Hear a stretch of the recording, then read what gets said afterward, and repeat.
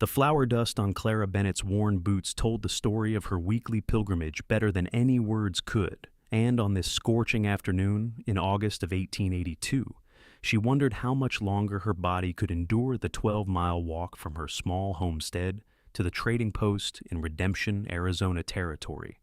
Clara wiped the sweat from her brow with the back of her hand, leaving a streak of dirt across her sun-bronzed skin.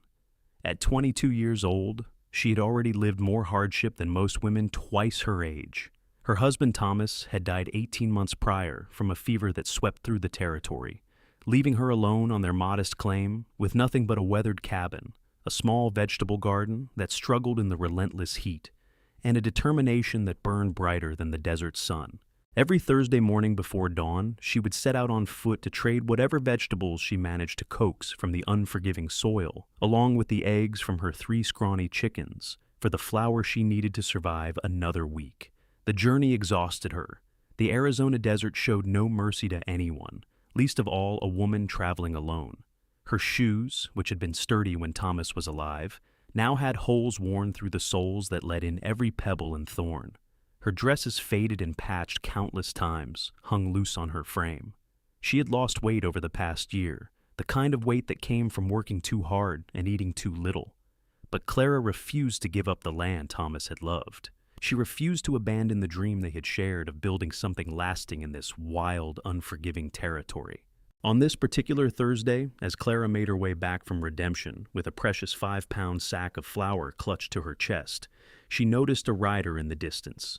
The figure sat tall in the saddle, watching her from atop a ridge. She felt a flutter of nervousness in her chest. A woman alone in the territory was vulnerable, and everyone knew it. She kept walking, her pace steady despite the fear that crept up her spine.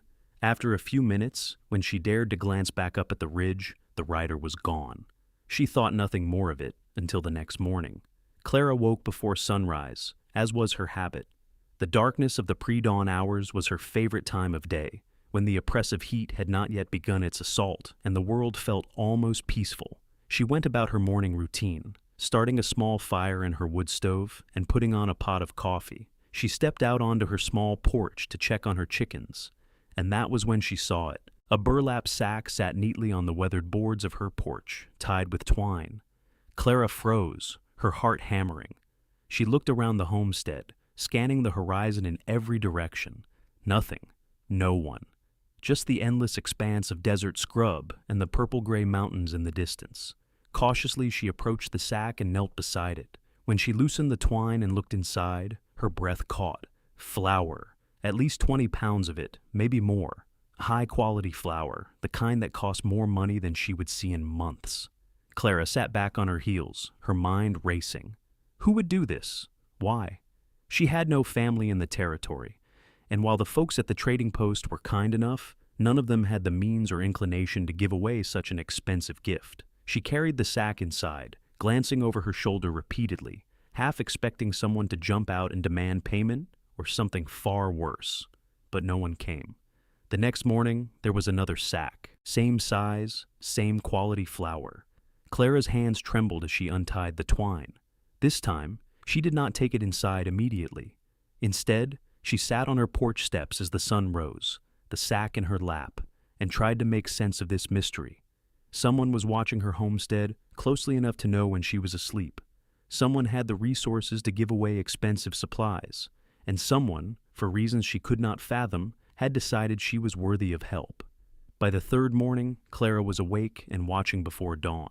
She positioned herself by the window, a blanket wrapped around her shoulders against the morning chill, determined to catch sight of her mysterious benefactor. She waited as the sky slowly lightened from black to deep blue to the soft pink of sunrise. But she saw nothing, no movement, no sound of hoofbeats. Yet when she finally stepped outside, there it was. Another sack of flour, placed so quietly she had not heard a thing. The pattern continued. Every morning, without fail, a sack of flour appeared on her porch. Clara stopped making her weekly journey to the trading post. She had enough flour now to last months, but still the sacks kept coming. She began to feel a strange mixture of gratitude and frustration. The gifts were keeping her alive. There was no question about that. With the flour, she could make bread, biscuits, even trade some with her nearest neighbor, a widow named Mrs. Patterson, who lived 4 miles east. But the mystery gnawed at her. Who was doing this? And why would they not show themselves? 3 weeks after the first sack appeared, Clara decided to stay up all night. She made a strong pot of coffee and positioned herself on the porch in her rocking chair, a blanket over her lap, and Thomas's old rifle across her knees. She was not afraid anymore. If someone wanted to hurt her, they had plenty of opportunities. This was something else. Someone was taking care of her, watching over her, and she needed to know who. The night was cold, as desert nights always were. Clara wrapped herself tighter in the blanket and watched the stars wheel slowly overhead. The moon was a thin crescent, providing little light. She struggled to keep her eyes open as the hours dragged on. Once, she nearly dozed off, her chin dropping to her chest before she jerked awake. She took another sip of the now cold coffee and rubbed her eyes. It was in that moment of distraction that she heard it, the soft sound of hoofbeats, muffled as though the rider was deliberately trying to be quiet. Clara's heart leaped. She sat perfectly still, barely breathing, her eyes straining in the darkness. A figure emerged from the shadows, leading a horse rather than riding it. The man moved with careful, deliberate steps, approaching her porch with a sack slung over his shoulder. He was halfway to the porch when Clara spoke. "I have a rifle pointed at you."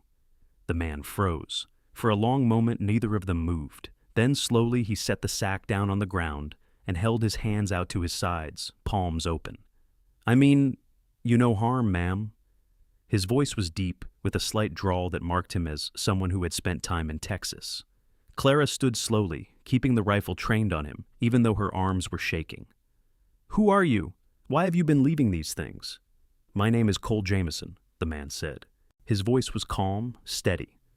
"I've been leaving the flour because you need it." "How do you know what I need?" Clara demanded. "Have you been watching me?" "Yes, ma'am." There was no apology in his tone, just simple honesty. "I have a ranch about 8 miles north of here. I was in Redemption a month back when I saw you walking in. You were limping, and you looked about ready to drop from exhaustion. I asked around about you. Folks told me you make that walk every week, trading what little you have just to get enough flour to survive." Clara felt heat rise to her cheeks, though whether from embarrassment or anger she could not tell. "That is none of your concern." "Maybe not," Cole agreed, "but I have more flour than I need, and you do not have enough. Seemed like a simple problem with a simple solution." "Nothing is simple," Clara said. Her arms were getting tired from holding the rifle. "What do you want from me?" "Nothing. Everyone wants something." There was a pause. Then Cole said quietly, "Maybe I just wanted to help someone who needed it. Is that so hard to believe?" Clara did not answer immediately. She lowered the rifle slightly, though she kept it ready. "Step into the light. Let me see you properly." Cole moved forward slowly until he was at the base of the porch steps. The faint pre-dawn light was beginning to illuminate the world, and Clara could finally make out his features. He was tall, probably in his late 20s, with dark hair that curled slightly at his collar. His face was lean and tanned, with a strong jaw covered in several days' worth of stubble. He wore dusty work clothes and a worn leather vest, but it was his eyes that caught her attention. Even in the dim light, she could see they were a striking pale blue, and they regarded her with an expression of such earnest sincerity that it made her chest tighten. "Why hide it?" Clara asked, her voice softer now. "Why not just tell me you wanted to help?" "Because you would have refused," Cole said simply. "You have that look about you, proud, independent, the kind of woman who would rather suffer than accept charity." He was right, and they both knew it. Clara slowly lowered the rifle completely. "You should not have been sneaking around my property in the dark." "I know. I am sorry for that." Cole picked up the sack he had set down. "May I?" Clara nodded, and he climbed the porch steps to place the sack beside her door. This close, she could smell the scent of leather and horse and something else, something clean like soap and hay. He was even taller than she had thought, broad-shouldered and strong in the way of men who worked with their hands every day. "I have more than enough flour now," Clara said. "You do not need to keep bringing it." "All right." Cole started to turn away, then paused. "But if you need anything else, my ranch is 8 miles due north. Follow the creek bed until you reach the big cottonwood split in two by lightning. My property starts there." "I will not need anything," Clara said quickly. Cole smiled slightly, a ghost of an expression in the growing light. "You are just as stubborn as I thought." He tipped his hat to her. "Good morning, Mrs. Bennet." He walked back to his horse, mounted in one fluid motion, and rode away into the dawn. Clara stood on her porch long after he had disappeared, the rifle hanging loose in her hand, her mind spinning with questions she could not answer. The next morning, there was no flour on her porch. Clara told herself she was relieved. She did not need help, especially not from a mysterious cowboy who thought he could solve her problems with sacks of flour. But as the days passed, she found herself thinking about Cole Jameson more than she cared to admit. She thought about his pale blue eyes and the way he had stood so calmly, even with a rifle pointed at him. She thought about the fact that he had been bringing her flour every single morning for weeks, riding 16 miles round trip in the dark, asking nothing in return. 2 weeks after their encounter, Clara's situation took a turn for the worse. A dust storm blew through the territory, fierce and unrelenting. It lasted for 3 days, and when it finally cleared, Clara emerged from her cabin to find devastation. Her garden was buried under a thick layer of dust and sand. Her chicken coop had partially collapsed, and one of her 3 chickens was missing, likely carried off by a coyote during the storm. The roof of her cabin had sustained damage, several shingles torn away, leaving a section exposed to the elements. Clara stood in the wreckage of her small homestead and felt despair wash over her for the first time since Thomas had died. She had been holding on by her fingernails, and now even that precarious grip was slipping. She spent the entire day trying to salvage what she could from her garden, but it was hopeless. Months of work destroyed in 3 days. That night, she ate a meager dinner of bread and the last of her preserved beans, then climbed into her bed and stared at the ceiling, watching the stars through the hole in her roof. The next morning, Clara woke to the sound of hammering. She bolted upright, her heart pounding, and rushed to the window. Cole Jameson was on her roof, replacing the damaged shingles with practiced efficiency. His horse was tied to her fence post, and several bundles of supplies were stacked on her porch. Clara threw a shawl over her nightgown and rushed outside. "What do you think you are doing?" Cole paused in his work and looked down at her. "Morning, Mrs. Bennet. Fixing your roof." "I can see that. Who gave you permission to be on my property?" "No one." Cole drove another nail home with 2 efficient strikes of his hammer. "But your roof has a hole in it, and there is rain coming in a few days, so I am fixing it." "You cannot just show up and start making repairs without asking." "I could ask," Cole agreed, "but you would say no, and then you would be sleeping under a leaking roof come Monday night. This seemed like the better option." Clara felt a surge of frustration so intense it brought tears to her eyes.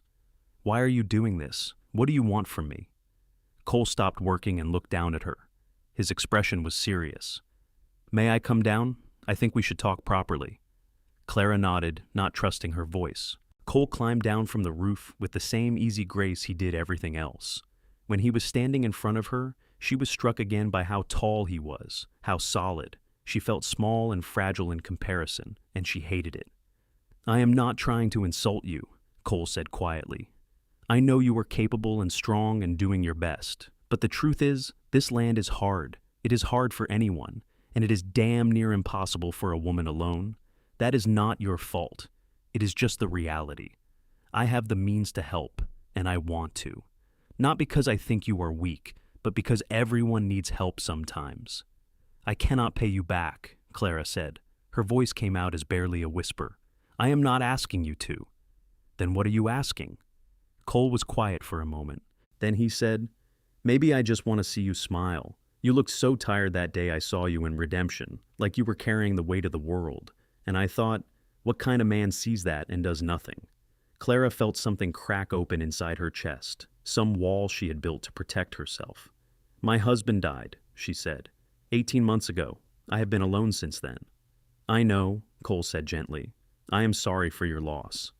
Everyone tells me I should sell the claim and move back east. My family sends letters begging me to come home. But Thomas loved this land. He had such dreams for what we could build here. I cannot let that go. I cannot let him down." "You are not letting anyone down," Cole said. "You are surviving, and that takes more courage than most people have." A tear slipped down Clara's cheek before she could stop it. She brushed it away angrily. "I do not want your pity." "Good, because I am not offering it." Cole reached out slowly, giving her time to step back, and gently wiped away another tear with his thumb. "Let me finish your roof. Then I will show you how to shore up your chicken coop so it will hold against the next storm. and then I will leave, if that is what you want." Clara looked up into those pale blue eyes and felt something shift inside her, something she had not felt since Thomas died. A flutter of possibility, a glimpse of something beyond mere survival. "Why?" she asked again, but this time the question was softer, more vulnerable. "Because when I saw you walking into town that day," Cole said, "I thought you were the most beautiful woman I had ever seen. And when I learned how hard you were fighting just to stay on your feet, I thought you might be the strongest too, and I have not been able to stop thinking about you since." Clara's breath caught. "You do not even know me." "Then let me know you," Cole said. "Let me finish this roof. Let me help fix your chicken coop. And then maybe you would let me stay for coffee." Clara knew she should say no. She should send him away and maintain her independence and her pride. But she was so tired, so very tired, and the thought of someone helping her, of not being alone for just a little while, was more tempting than she wanted to admit. "All right," she said finally. "Fix the roof. I will make coffee." Cole's face broke into a smile that transformed his features from merely handsome to genuinely beautiful. "Yes, ma'am." He went back to work on the roof while Clara went inside to make herself presentable and put on a pot of coffee. She changed out of her nightgown into one of her faded work dresses, brushed and pinned her long brown hair, and tried to calm the nervous flutter in her stomach. She told herself this was just coffee, just a thank you for his help, nothing more. But she could not deny the way her heart had raced when he touched her face, or the way she had felt truly seen for the first time in longer than she could remember. By the time the coffee was ready, Cole had finished the roof and moved on to repairing the chicken coop. Clara carried 2 tin cups out to him, and he accepted one gratefully, draining half of it in one long drink despite the heat. "Thank you," he said. "I left my canteen at home like a fool." "You rode all the way here without water." "I was in a hurry, saw the damage from the storm yesterday and knew you would be dealing with the worst of it." Clara shook her head. "You are either very kind or very stupid." "Might be a bit of both," Cole admitted with a grin. He set down his cup and went back to work on the chicken coop, showing Clara how to reinforce the structure with extra bracing. As he worked, he talked, his voice easy and comfortable. He told her about his ranch, about the cattle he raised, and the 2 hired hands who helped him run the operation. He told her about growing up in Texas, about losing his own parents to cholera when he was 19, about heading west to build something new. Clara found herself talking too, more than she had talked to anyone in months. She told him about Thomas, about their dreams for the homestead, about how hard the loneliness had been. Cole listened without judgment, without trying to fix everything, just listening with his full attention in a way that made her feel valued. By the time the sun was high in the sky, the chicken coop was repaired and they had moved on to trying to salvage Clara's garden. It was mostly a lost cause, but Cole showed her how to identify which plants might recover and which needed to be removed. He promised to bring seeds next time he came, so she could replant. "Next time?" Clara asked, raising an eyebrow. Cole had the grace to look slightly embarrassed. "If you would like there to be a next time." Clara considered him for a long moment. "I do not need someone to take care of me. I know that. But I would not mind a friend, someone to talk to sometimes." "I can be that," Cole said. "And no more leaving things on my porch in the dark like some kind of ghost." Cole laughed, and the sound was warm and rich. "Yes, ma'am. From now on, if I bring something, I will knock on the door like a civilized person." "Good." Clara smiled and realized it was the first genuine smile she had felt on her face in months. "Would you like to stay for lunch? It will not be much, just bread and some cheese, but you have worked hard." "I would like that very much," Cole said. They ate together on Clara's small porch, sharing simple food and easy conversation. When it was time for Cole to leave, he lingered by his horse, clearly reluctant to go. "May I come back?" he asked. "Maybe Sunday afternoon? I could bring those seeds I mentioned." "Sunday would be fine," Clara said. Cole mounted his horse, then looked down at her with an expression of such open warmth that it made Clara's cheeks flush. "I am glad I got to see you smile, Clara. It was worth the wait." He rode away before she could respond, leaving her standing on her porch with her hand pressed to her rapidly beating heart. Sunday arrived both too quickly and not quickly enough. Clara found herself doing things she had not done in over a year. She washed her hair with the last of her lavender soap, the one luxury she had allowed herself. She mended the nicest of her work dresses, stitching up a tear and replacing a button. She even picked a few of the wildflowers that grew stubbornly near her well, arranging them in an old jar on her table. She told herself she was being ridiculous, that this was just a friend coming to visit, but her heart refused to listen to reason. Cole arrived precisely when the sun was at its zenith, riding up with a wave and a smile that made Clara's stomach flutter. He had cleaned up too, she noticed. His hair was freshly washed, his jaw clean-shaven, and he wore a shirt that looked like it had been pressed. He carried a leather bag over one shoulder. "Good afternoon," he said as he dismounted. "I brought the seeds I promised, and maybe a few other things." "Other things?" Clara asked suspiciously. Cole grinned and reached into the bag. "Sugar, real white sugar, not the brown stuff, and tea, and some dried apples. And before you protest, let me remind you that I won these in a poker game last week, so they cost me nothing. And I have no use for dried apples." "You won groceries in a poker game?" "Ed Simmons at the general store is a terrible card player and an optimist. Every month he thinks his luck will change.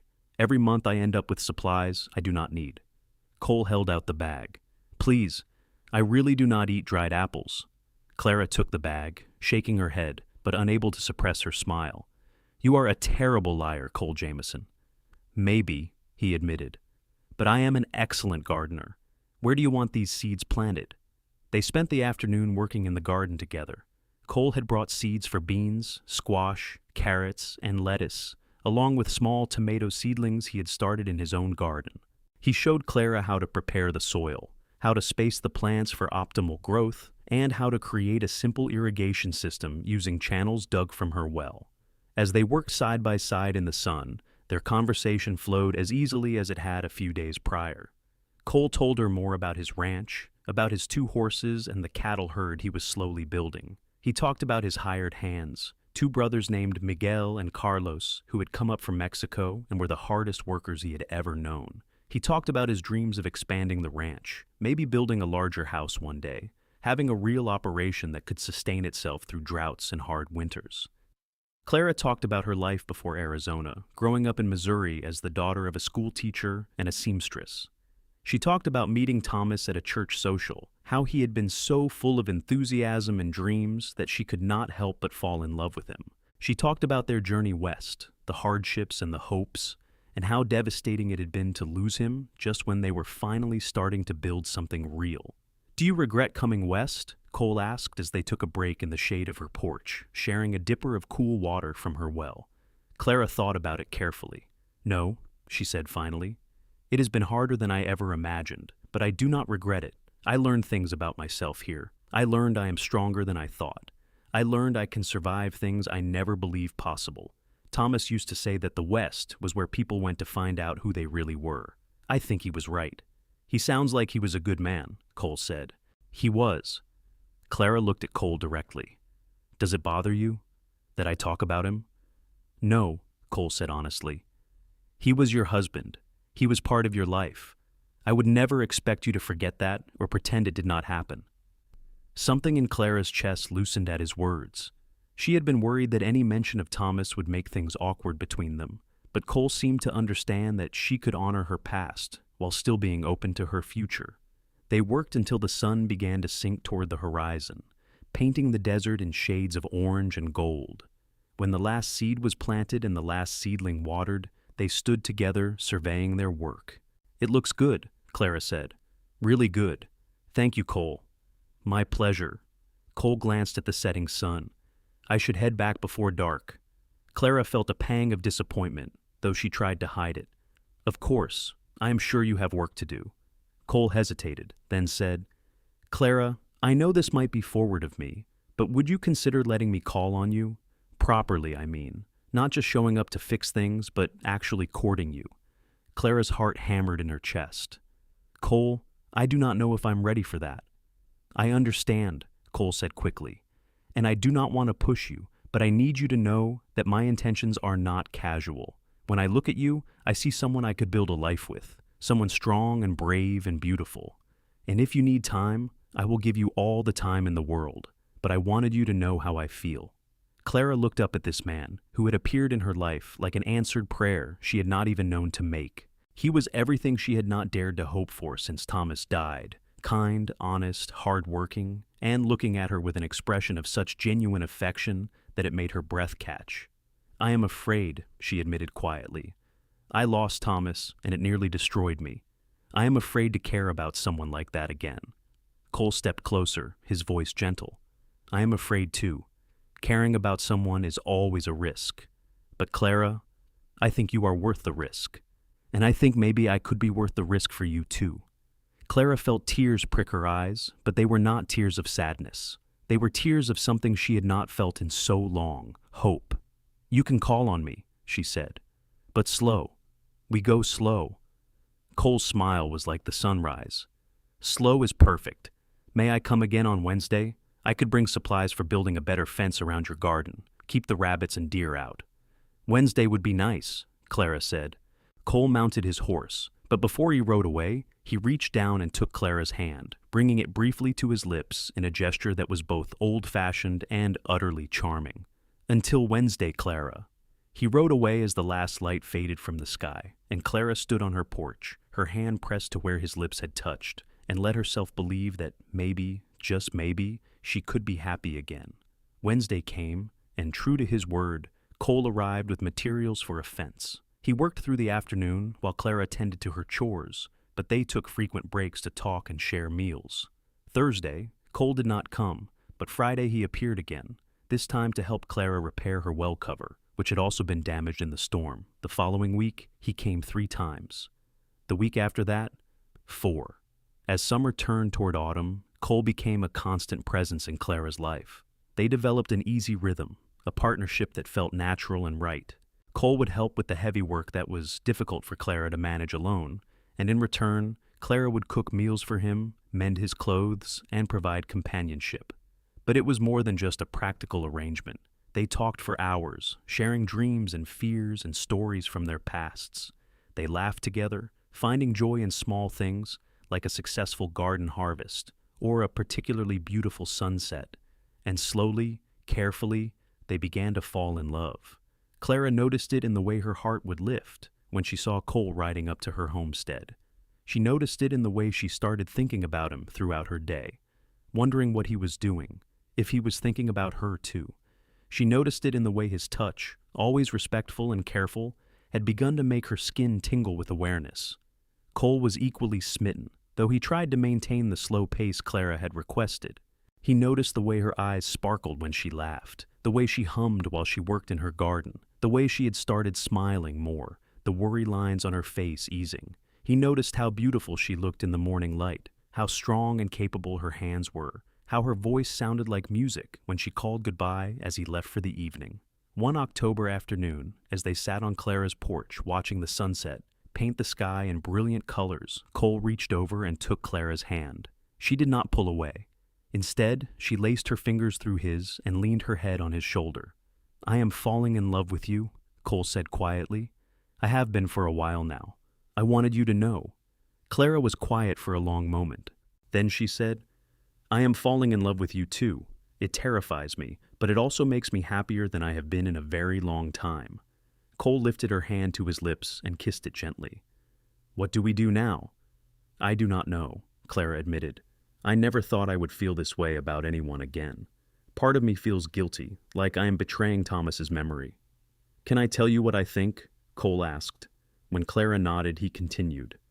"I think Thomas loved you very much, and I think if he loved you the way you deserve to be loved, then he would want you to be happy.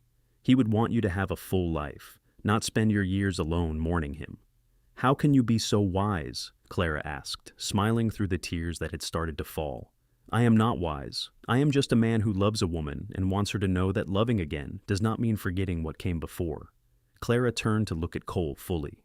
In the fading light, his pale blue eyes were tender and full of emotion. She reached up and touched his face, running her fingers along his jaw. "I love you, Cole Jameson." "I love you too, Clara Bennett," Cole whispered. He leaned in slowly, giving her every opportunity to pull away. But Clara did not pull away. She met him halfway, pressing her lips to his in a kiss that was gentle and sweet and full of promise.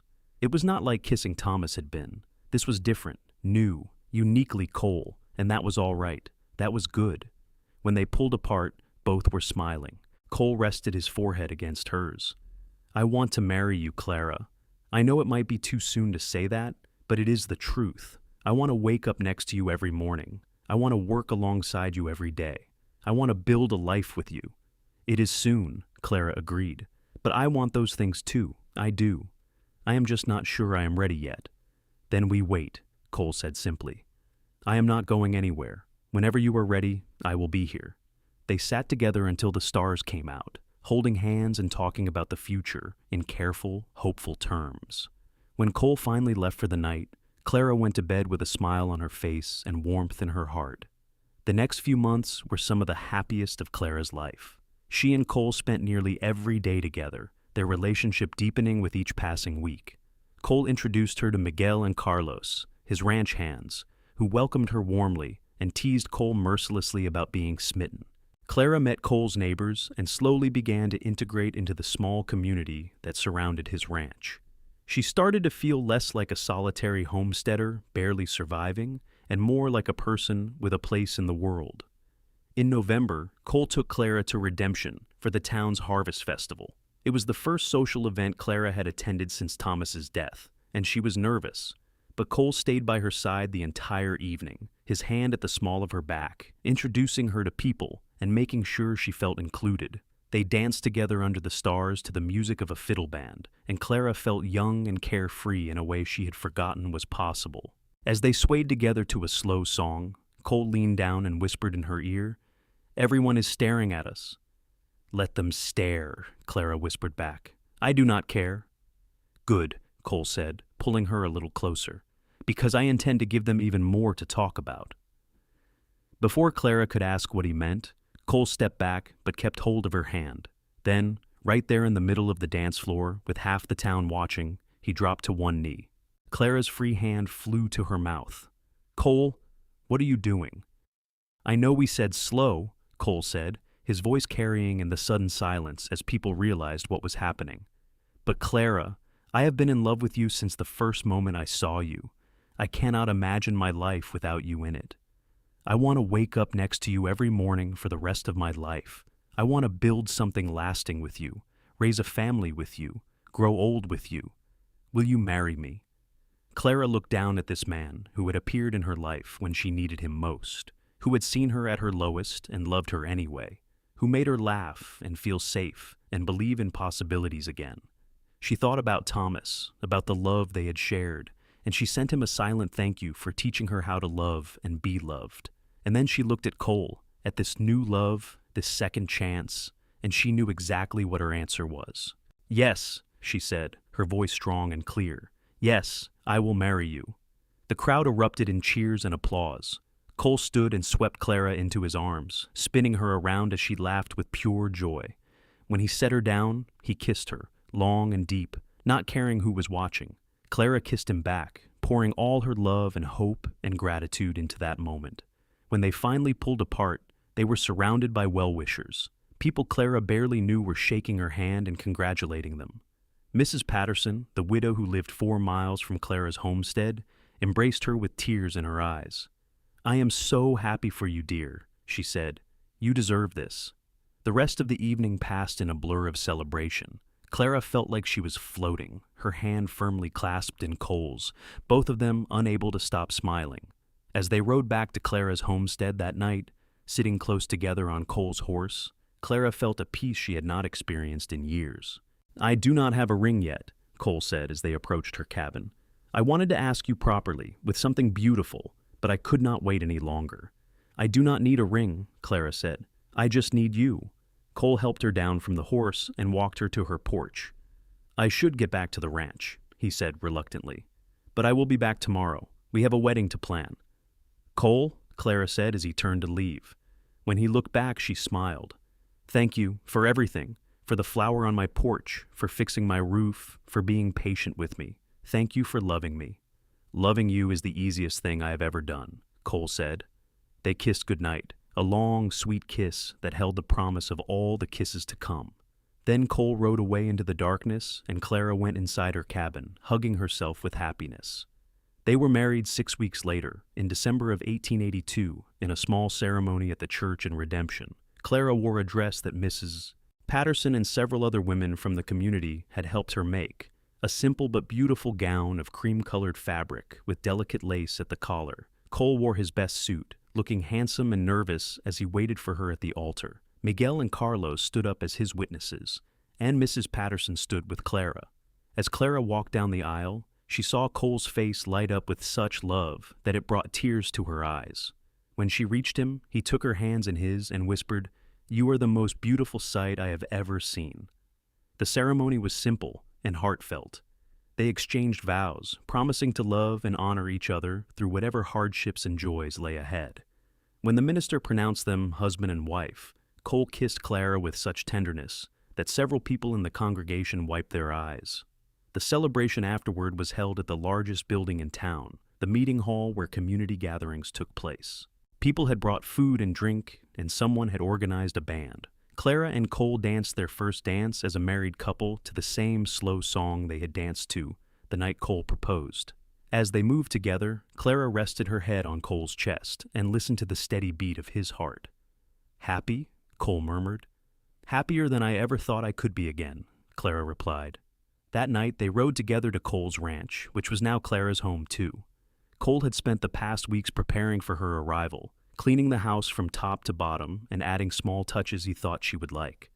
When he carried her over the threshold, Clara looked around in wonder. It was a modest ranch house, but it was well built and clearly cared for.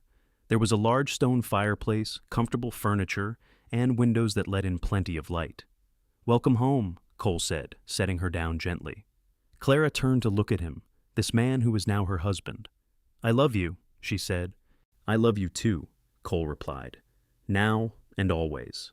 He kissed her again, and they came together with the passion and tenderness of two people who had found their way to each other against all odds. That night, as Clara lay in Cole's arms in the bed they now shared, she sent up a silent prayer of gratitude for second chances and answered prayers in mysterious sacks of flour left on lonely porches. The first months of their marriage were a time of adjustment and joy. Clara moved all her possessions from her homestead to the ranch, though they kept her cabin maintained as a storage building and eventually a place for hired hands to stay. She threw herself into making the ranch house feel like a true home, adding curtains to the windows, planting flowers near the porch, and organizing the kitchen to her liking. She also took on many of the domestic responsibilities that Cole and his hired hands had been handling haphazardly. She cooked proper meals 3 times a day, did laundry and mending, and managed the household supplies. But Clara was not content to only work inside the house. She had learned too much about self-reliance during her time alone to give that up. She worked alongside Cole and the men in the garden, helped with the cattle when an extra hand was needed, and even learned to ride a horse properly so she could cover more ground on the ranch. Cole was an attentive and loving husband. He consulted Clara on all major decisions regarding the ranch, valuing her opinion and treating her as a true partner. He brought her small gifts when he went to town, things like ribbons or sweet treats. He told her he loved her multiple times a day, as though he could not quite believe his good fortune. And at night, he held her close and made her feel cherished in ways that made her blush to remember in the daylight. They fell into an easy rhythm of partnership. In the mornings, they would wake early and share coffee on the porch, watching the sun rise over the desert. During the day, they worked hard, each focused on their tasks, but always aware of the other's presence. In the evenings, they would come together for dinner, often joined by Miguel and Carlos, sharing food and stories and laughter. And at night, they would retreat to their bedroom, finding solace and passion in each other's arms. As winter turned to spring, Clara realized something that filled her with both joy and trepidation. Her monthly courses, always regular as clockwork, had not come. Her breasts were tender, and she felt nauseated in the mornings. She was pregnant. She told Cole one evening after dinner, when they were alone on the porch. "I have something to tell you," she said, her voice nervous. Cole immediately looked concerned. "What is it? Are you all right?" "I am fine," Clara assured him. "Better than fine, actually. Cole, I am going to have a baby." For a moment, Cole simply stared at her, his expression unreadable. Then his face broke into the widest smile she had ever seen. "A baby? Truly?" "Truly," Clara confirmed, her own smile matching his. Cole let out a whoop of joy and scooped Clara into his arms, spinning her around carefully. "We are going to have a baby! Clara, this is wonderful. This is the best news." He set her down and immediately started fussing over her. "You should sit down. Are you feeling all right? Do you need anything? Should I ride to town and fetch the doctor?" Clara laughed, touched by his concern even as she found it slightly overwhelming. "Cole, I am fine. Women have been having babies since the beginning of time. I do not need a doctor yet. But you will need one eventually, and we should prepare a room for the baby. And you should not be doing any heavy work. I will talk to Miguel and Carlos, make sure they understand you are not to lift anything or—" "Cole," Clara interrupted, taking his face in her hands. "Breathe. I am pregnant, not sick. I can still work and live my life. But yes, we should start preparing, and yes, we will need a midwife or doctor when the time comes. But that is months away." Cole took a deep breath and nodded. "You are right. I am sorry. I am just so happy, and I want to make sure you and the baby are safe." "We will be," Clara promised. "We have you to take care of us." The news of Clara's pregnancy spread quickly through the small community, and everyone was thrilled for the couple. Mrs. Patterson came to visit and brought baby clothes she had made. Other women from the surrounding ranches stopped by with advice and offers of help. Miguel and Carlos were also excited, teasing Cole about becoming a father and making plans to teach the child to ride as soon as they were old enough. As Clara's belly grew, Cole became even more protective and attentive. He insisted on doing any task that required heavy lifting or extensive physical effort. He rubbed Clara's feet in the evenings when they were swollen and sore. He read to her from the Bible and the few novels they owned. He talked to her belly, telling their unborn child stories about the ranch and the life they would have together. Clara found his devotion touching and sometimes amusing. She was strong and healthy, and the pregnancy, while tiring, was progressing normally. But she loved how much Cole cared, how invested he was in every aspect of becoming a father. In late October of 1883, nearly a year after their wedding, Clara went into labor. Cole immediately rode to fetch Mrs. Patterson, who had experience as a midwife, and then paced the front room of the ranch house like a caged animal while Clara labored in their bedroom. Miguel and Carlos tried to distract him with conversation, but Cole could only focus on every sound coming from the bedroom, his face creased with worry. The labor was long and difficult, lasting through the night and into the next day. Clara had known it would be painful, but nothing could have truly prepared her for the intensity of bringing a child into the world. Mrs. Patterson stayed by her side the entire time, coaching her through the contractions and offering encouragement, and Clara drew on every ounce of strength she had developed during her hardest times, focusing on the prize at the end of this ordeal, her and Cole's child. Finally, as the sun reached its zenith on the second day, Clara gave birth to a healthy baby boy. The moment she heard his first cry, strong and lusty, tears of relief and joy streamed down her face. Mrs. Patterson cleaned the baby and wrapped him in a soft blanket, then placed him in Clara's arms. "He is perfect," Mrs. Patterson said with a warm smile. "Congratulations, dear." Clara looked down at her son, marveling at his tiny fingers and rosebud mouth. He had a shock of dark hair like Cole's and was already waving his small fists in the air. "Hello, little one," she whispered. "I am your mama." Mrs. Patterson went to the door and called for Cole. He burst into the room immediately, his face pale and his eyes wide. "Clara, are you all right?" "I am fine," Clara assured him. "Come meet your son." Cole approached the bed slowly, as though afraid he might break something. When he saw the baby in Clara's arms, his eyes filled with tears. "A son?" he whispered. "A son," Clara confirmed. "Would you like to hold him?" With shaking hands, Cole took the baby from Clara, cradling him with infinite care. The baby's eyes opened, and for a moment, father and son simply looked at each other. Then Cole smiled, a single tear tracking down his cheek. "Hello, son. I am your papa. I promise I will do everything in my power to keep you and your mama safe and happy." Clara watched them, her heart so full it felt like it might burst. This was her family. This was what she had fought so hard to survive for, what she had dared to hope for again when Cole had appeared in her life. This moment of perfect joy. They named him Thomas Cole Jameson, honoring both Clara's late husband and their new life together. Cole insisted on the name, saying that Thomas Bennett had been part of Clara's journey and deserved to be remembered. Clara loved him even more for his generosity of spirit. Baby Thomas was a healthy, happy child who quickly became the center of their world. Cole was a devoted father, helping with nighttime feedings and diaper changes without complaint. He would sit for hours just watching the baby sleep, marveling at every tiny movement and sound. Clara loved watching the two of them together, seeing the gentleness with which Cole handled their son. The ranch continued to thrive. With Clara's organizational skills and domestic contributions, combined with Cole's ranching expertise and the hard work of Miguel and Carlos, they were able to expand their operation. They added more cattle, built a larger barn, and even started breeding horses. The ranch was becoming prosperous, well known in the region for quality livestock and honest dealing. As Thomas grew from an infant to a toddler, he became a fixture around the ranch, toddling after his father and the hired hands, his laughter ringing out across the property.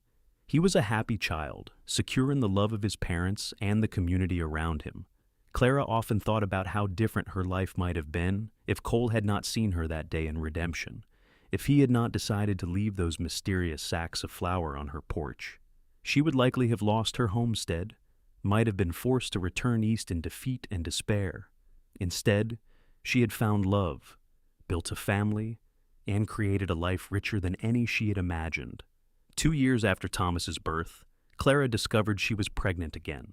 This time, the pregnancy was easier, perhaps because she knew what to expect, or perhaps because she was stronger, her body healthier with regular meals and less physical strain. Cole was just as attentive and protective as he had been the first time, but Clara managed to convince him she could still handle most of her normal activities. In the spring of 1886, Clara gave birth to a daughter they named Sarah Rose. She had Clara's brown hair and Cole's blue eyes, and from the moment she was born, she had her father wrapped around her tiny finger. Cole, who had been a loving father to Thomas, became absolutely devoted to his little girl. He would carry her everywhere, sing to her in his slightly off-key voice, and refused to let her cry for more than a moment before rushing to comfort her. Clara watched her family grow with deep contentment. Thomas was now an energetic 3-year-old who helped his father with small chores around the ranch and showed every sign of inheriting Cole's love of horses and cattle. Sarah was a sweet-natured baby who smiled easily and seemed fascinated by everything around her, and Cole was the steady center of their family, working hard to provide for them, while never missing an opportunity to show them love and affection.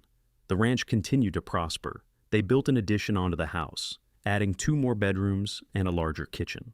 They established relationships with buyers as far away as San Francisco and New Mexico, selling their cattle and horses for good prices.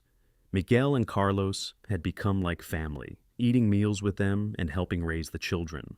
They hired 2 more hands as the operation expanded, young men eager to learn the ranching business. One evening, as Clara sat on the porch nursing Sarah while watching Cole and Thomas work with one of the young horses in the corral, Mrs. Patterson came to visit. The older woman had become a dear friend, stopping by regularly to check on the family and share news from the wider community. "You look happy," Mrs. Patterson observed, settling into the rocking chair next to Clara. "I am," Clara said simply, "happier than I ever thought possible. You have built something wonderful here, you and Cole both." Clara smiled. "I still think about that time, when I was barely surviving on my little homestead, walking 12 miles each week just to get enough flour to make it through. It feels like a lifetime ago, but it was only 4 years. You were so strong then," Mrs. Patterson said. "So determined not to give up, even when you had every reason to. I admired you for that." "I was stubborn," Clara corrected with a laugh. "Stubborn and probably a little foolish. If Cole had not come along when he did, I do not know what would have happened to me." "He saw something special in you," Mrs. Patterson said, "and you saw something special in him. That is how the best love stories begin." Clara thought about that, about those mysterious sacks of flour appearing on her porch morning after morning. She had been so confused, so wary at first. But Cole had been patient, persistent in the best possible way. He had seen what she needed and provided it without asking for anything in return. And in doing so, he had shown her the kind of man he was. Generous, kind, and capable of loving someone unconditionally. "Do you ever regret it?" Mrs. Patterson asked quietly. "Your first marriage, I mean. Thomas." Clara looked at her daughter, peacefully nursing, then at her son and husband in the corral. "No," she said firmly. "I love Thomas. He was a good man, and our time together, however brief, shaped who I became. But I do not regret moving forward with Cole. Thomas would not have wanted me to spend my life mourning him. He would have wanted me to find happiness again. And I have, more than I ever dreamed possible." Mrs. Patterson patted Clara's hand. "You are wise beyond your years, my dear, and you are going to raise these children to be just as wise and strong as you are." As the sun set over the desert, painting the sky in brilliant shades of orange and purple, Clara sat with her daughter in her arms and watched her husband teach their son about horses. She thought about the journey that had brought her here, about the struggles and the sorrows, the unexpected joys and the second chances. She thought about a lonely woman walking miles for flour and a cowboy with a generous heart who had seen her need and responded with quiet grace. Life in the Arizona Territory was never easy. There were droughts that tested their water supplies and their cattle. There were harsh winters that killed livestock and made every day a struggle for survival. There were accidents and illnesses, the normal hardships of life on the frontier. But through it all, Clara and Cole faced every challenge together, their love providing a foundation that could weather any storm. Thomas grew into a responsible young man who loved the ranch and showed a natural talent for working with animals. By the time he was 10, he could rope and ride as well as any of the hired hands, and he took pride in helping his father manage the growing operation. He was serious and thoughtful, with his mother's determination and his father's steady temperament. Sarah grew into a spirited girl who was equally at home, helping her mother in the house, or following her father around the ranch. She had a quick mind and a stubborn streak that reminded everyone of Clara's early days in the territory. She learned to read early and would spend hours with the few books they owned, dreaming of faraway places while remaining deeply rooted in her love for her family and their land. In 1891, when Thomas was 8 and Sarah was 5, Clara gave birth to twin boys, James and Joseph. The twins were a surprise and a joy, keeping the entire household busy with their endless energy and mischief. Cole joked that 2 of them at once meant twice the trouble, but Clara could see how much he loved having a full, noisy house. The ranch had grown significantly by then. They now ran several hundred head of cattle and had established themselves as one of the premier horse breeders in the territory. They employed 6 full-time hands and hired additional help during the busy seasons. The original ranch house had been expanded twice more, and they had built a proper bunkhouse for the workers, a large barn, and several outbuildings for storage and equipment. But despite their prosperity, Clara and Cole never forgot where they had started. They were known throughout the region for their generosity, helping neighbors in need and providing work for drifters who needed a new start. Cole would often tell the story of how he had first helped Clara, how a few sacks of flour had changed both their lives. And they made sure their children understood the importance of helping others, of seeing beyond your own needs to the struggles of those around you. One afternoon in the late summer of 1893, Clara and Cole took a ride together to the site of Clara's old homestead. They had not visited in several years, and Clara felt a pull to see it again. The cabin still stood, though it was weathered and worn. The garden spot was overgrown with desert plants, and the chicken coop had long since collapsed completely. They dismounted and walked around the property, hand in hand. Clara looked at the small porch where those mysterious sacks of flour had appeared morning after morning, and she felt a rush of emotion. "I can barely remember what it felt like," she said quietly. "Being so alone, so desperate. It seems like another life." "It was another life," Cole said, pulling her close. "A life that led you to this one." Clara leaned against her husband, feeling the solid strength of him, and smiled. "Do you ever regret it? Taking on a struggling widow with more pride than sense?" Cole laughed. "Not for a single moment. Best decision I ever made, leaving those sacks on your porch." "Why did you?" Clara asked. She had asked before, but she loved hearing the answer. "Really, why did you decide to help me?" Cole was quiet for a moment, thinking. "When I saw you that day in Redemption, you looked so tired and so determined at the same time. Like you were carrying the weight of the world, but refusing to set it down. And I thought about how hard it would be to be alone out here. I thought about how I would feel if I were in your position. And I knew I would want someone to help. So I did."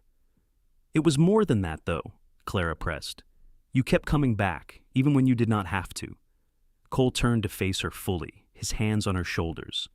Because once I met you, once I talked to you, I knew you were special. I knew you were someone I could love for the rest of my life. And I was right. They kissed there in the ruins of Clara's old life, a kiss that held 11 years of marriage, 4 children, countless hardships overcome, and joys shared. When they pulled apart, Clara rested her head on Cole's chest and listened to his heartbeat, steady and strong. I love you, she said. Thank you for saving me. You saved yourself, Cole corrected gently. I just gave you a little help along the way. And you saved me too, you know. I was lonely before you. I had the ranch, I had work, but I did not have a real home. You gave me that. You gave me everything. They rode back to the ranch as the sun set, arriving to find their children helping the hired hands with evening chores. Thomas was showing James and Joseph how to properly groom a horse, his patience with his younger brothers evident. Sarah was helping carry water buckets, singing a song Clara had taught her. The ranch was alive with activity and purpose and love. That night, after the children were in bed and the house was quiet, Clara and Cole sat on their porch as they had done countless times before. The desert night was cool and clear, stars scattered across the sky like diamonds on velvet. Do you think they understand? Clara asked. Our children. Do they understand how fortunate we are? I think they will, Cole said. Maybe not now, while they are young, but one day they will look back and understand what we built here, and why it matters. I want them to know that love is worth fighting for, Clara said. That second chances exist, that even when life seems impossible, there can be joy on the other side. We will teach them, Cole promised, by showing them every day how much we love each other and them, by being the kind of people they can be proud of. The years continued to pass, each one bringing new challenges and new blessings. There were years of plenty when the rains came at the right time and the cattle thrived. There were years of hardship when drought or disease tested them.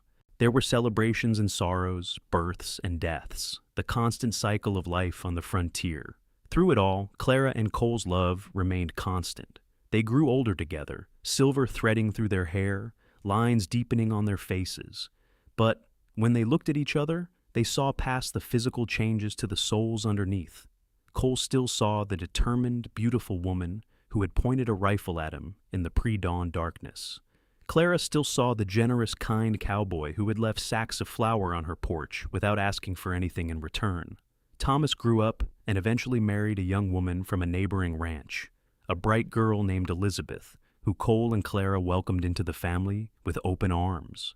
They built a house on the far edge of the ranch property, and Thomas took on more and more of the daily operations as Cole began to step back. Sarah surprised everyone by declaring her intention to become a teacher, and Cole and Clara supported her decision, proud of her ambition and intelligence.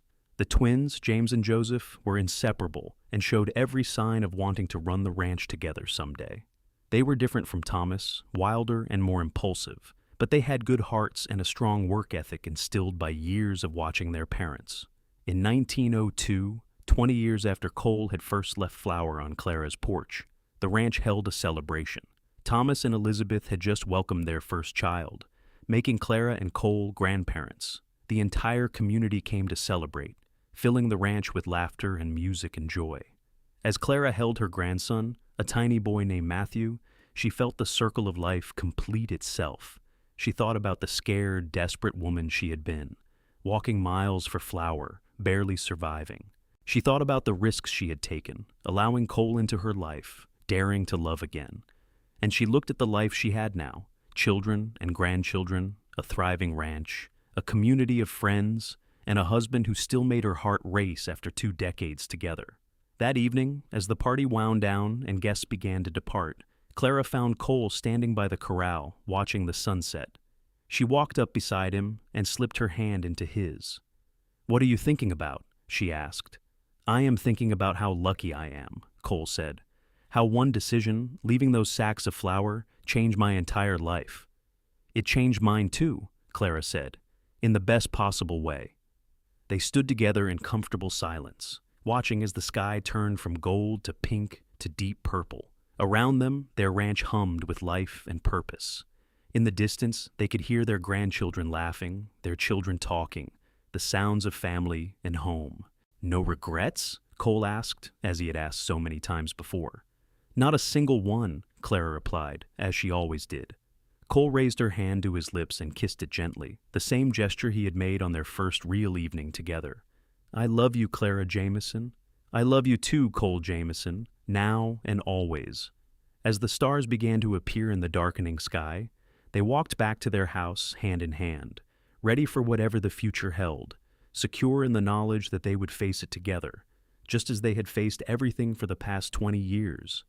Their love story had begun with flour left on a lonely porch, but it had grown into something far greater, a lifetime of partnership, devotion, and unwavering commitment. And as they crossed the threshold into their home, surrounded by the evidence of the life they had built together, they knew that the best stories were not the ones that came easily, but the ones that were fought for, earned through hardship and perseverance, and cherished every single day. The years continued their steady march, bringing with them the natural evolution of life. Clara and Cole watched as their ranch, which had started as Cole's modest operation, transformed into one of the most respected properties in the territory. Arizona achieved statehood in 1912, and the Jameson Ranch was there to witness the transition from wild frontier to established state. The changes brought new opportunities and new challenges, but the foundation Clara and Cole had built remained strong. Thomas proved to be an excellent manager of the ranch operations, combining his father's ranching knowledge with new techniques he learned from agricultural journals. Elizabeth was a perfect partner for him, running their household with efficiency while also serving as the ranch bookkeeper, her neat figures tracking every expense and profit. They had 4 children in total, and the ranch house rang with the sounds of grandchildren every Sunday when the family gathered for dinner. Sarah achieved her dream of becoming a teacher, attending normal school in Phoenix and returning to teach at the small school that had been established in Redemption. She eventually married a lawyer named Robert Sinclair, a man whose intelligence matched her own and who supported her passion for education. They had 2 children and lived in a comfortable house in town, but Sarah visited the ranch frequently, never losing her connection to the land where she had grown up. James and Joseph, true to their natures, remained at the ranch working alongside their brother. At 23, they were still unmarried, claiming they were too busy building the ranch to think about settling down, though Clara suspected they were simply waiting for the right women to come along. They managed the horse breeding program, which had become one of the ranch's most profitable ventures. The Jameson horses were known throughout the Southwest for their strength, intelligence, and steady temperaments. By 1915, Clara was 55 years old, and Cole was approaching 60. They had officially retired from the day-to-day operations of the ranch, turning over management to Thomas while remaining available for advice and consultation.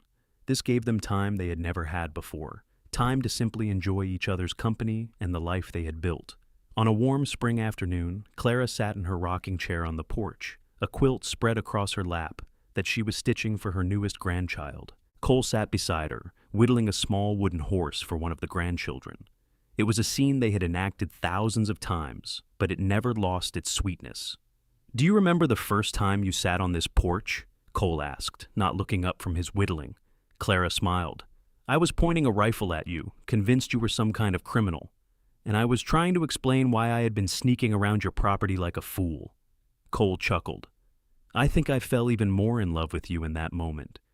You were so fierce, so ready to defend what was yours." "I was terrified," Clara admitted, "but I was also touched. No one had taken care of me like that since Thomas died. You made me feel seen." "You were impossible to miss," Cole said. "Even exhausted and desperate, you shone like a light in the darkness." Clara set down her quilting and reached for Cole's hand. Their fingers intertwined automatically, a gesture so familiar it required no thought. "I never thanked you properly, you know, for saving my life. You have thanked me every day for 33 years, Cole said. "Every smile, every kiss, every moment of our life together. That has been thanks enough." "Still," Clara said, "I want you to know that I understand what you gave me. Not just the flower, not just the practical help. You gave me hope when I had none. You gave me a reason to believe in tomorrow, and you gave me a love I thought I would never experience again." Cole set down his whittling and turned to face her fully. "Clara, you gave me just as much, more even. Before you, I was just going through the motions. I had the ranch, I had work, but I did not have purpose. You gave me that. You gave me a family, a home, a reason to build something lasting. Every good thing in my life came from those moments when I decided to leave flour on your porch." They sat in silence for a while, watching the sun move across the sky, listening to the sounds of the ranch. In the distance, they could see Thomas working with a young horse in the corral, his patient movements so similar to Cole's that it made Clara's heart swell. Near the barn, James and Joseph were repairing a fence, their laughter carrying on the wind. And coming up the road from town, they could see a small buggy that surely carried Sarah and her family for their weekly visit. "We did well, did we not?" Clara said softly. "We built something good here." "We built something extraordinary," Cole corrected.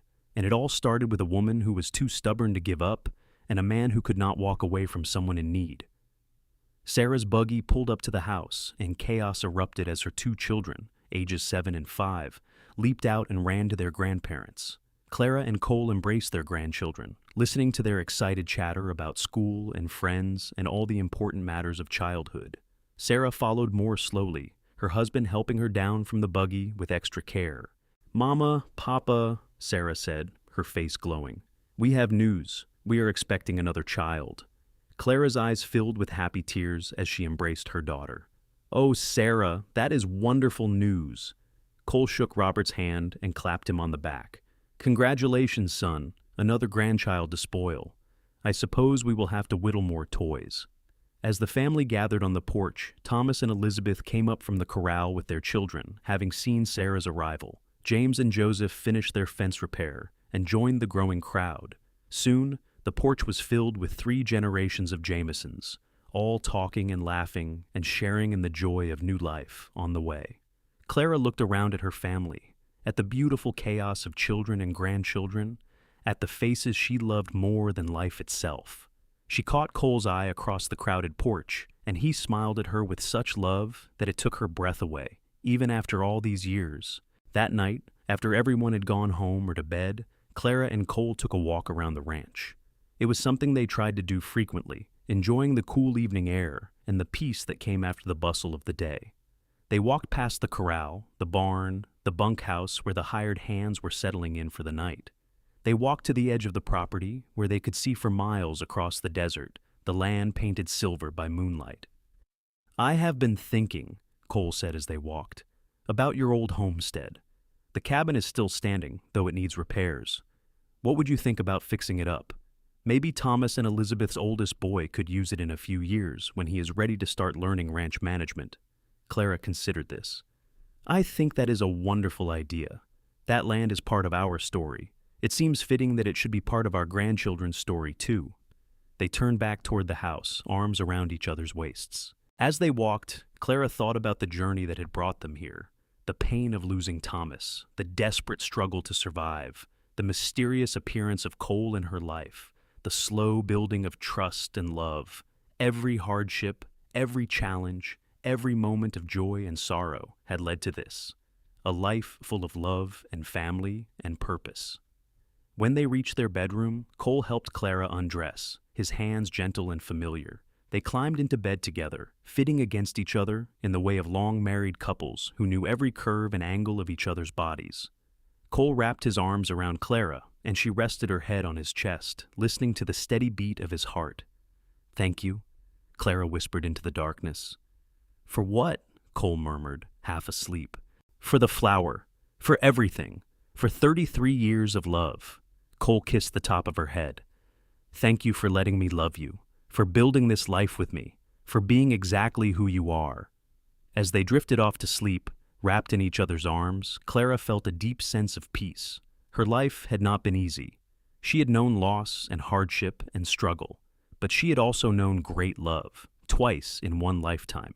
She had built something lasting, raised children who would carry on their values, created a legacy that would endure long after she was gone. And it had all started with a cowboy who saw a woman in need and decided to help, one sack of flour at a time. The next morning, Clara woke before dawn, as was her lifelong habit. She slipped out of bed carefully, trying not to wake Cole, and made her way to the kitchen. As she prepared coffee, she looked around the large, comfortable room. It was a far cry from the tiny cabin where she had once struggled to survive. This kitchen had a modern stove, plenty of counter space, shelves lined with dishes and supplies. Through the window, she could see the sprawling ranch that had become her home, her family's legacy. She heard footsteps behind her and turned to find Cole entering the kitchen, his hair rumpled from sleep. "I thought you were going to sleep in," she said with a smile. "Bed was cold without you," Cole replied, coming to wrap his arms around her from behind. They stood like that for a moment, watching through the window as the sun began to paint the sky in shades of pink and gold. "Another beautiful morning," Clara said. "Every morning is beautiful when I wake up next to you," Cole replied. Clara turned in his arms to face him. Even after all these years, even with the lines on his face and the silver in his hair, he was still the most handsome man she had ever seen. And more importantly, he was still the kindest, most generous soul she had ever known. "I love you, Cole Jameson," she said. "I love you, Clara Jameson," he replied, "today and always." They kissed as the sun rose over their ranch, the same sun that had risen over a lonely cabin so many years ago, when a desperate woman found mysterious sacks of flour on her porch, and a cowboy with a generous heart set both their lives on a new path. It was a kiss that held 3 decades of marriage, of partnership, of unwavering devotion. It was a kiss that promised many more years to come, many more sunrises to share, many more moments of simple joy in each other's company. Because some love stories begin with grand gestures and dramatic declarations. But the best ones, the ones that last, often begin with quiet acts of kindness, with one person seeing another's need and choosing to help, asking nothing in return. They begin with flour left on a porch, with patient persistence, with the slow building of trust and affection. And they endure because both people choose, every single day, to continue loving each other through whatever life brings. As Clara and Cole stood in their kitchen, holding each other as a new day began, they knew they had been blessed beyond measure. Their love story, which had begun in desperation and hardship, had blossomed into something beautiful and lasting. They had built a family, a home, a legacy. They had proven that second chances existed, that love could find you even in your darkest moments, that with the right partner, anything was possible. And it had all started with a woman walking miles to trade for flour each week, and a cowboy who left sacks on her porch every morning, asking nothing but giving everything. It was a simple beginning to an extraordinary life, and neither of them would have changed a single moment of their journey together